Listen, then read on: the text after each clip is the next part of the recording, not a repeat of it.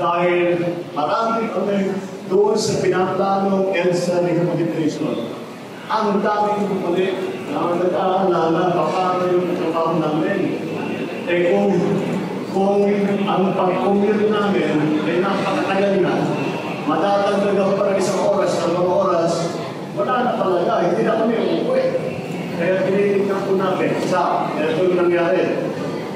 Bukod pa doon, meron tayong mga nakita na mga bagong teknolohiya na hindi natin ginamit doon sa pagplano sa EDSA rehabilitation.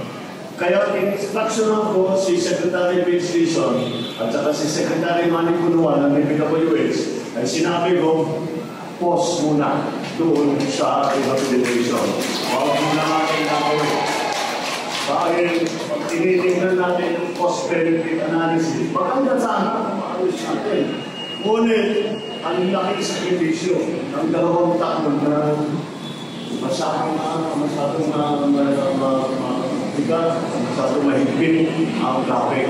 Kaya pause na muna yan at sabi ko sa kanila, bigyan natin ang sarili natin isang buwan. Pag-aralan natin itong mga bagong teknolohiya na nakikita natin.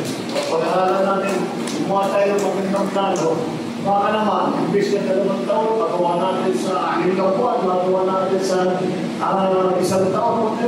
Tignan natin kung ano available sa atin. Pero sa ngayon, maliwanag na maliwanag napakarami may hirap at tinanong natin sa rehabilitation. We will find, in other words, sinasabi ko, we will find a better way na hindi masyadong mahirap para sa atin.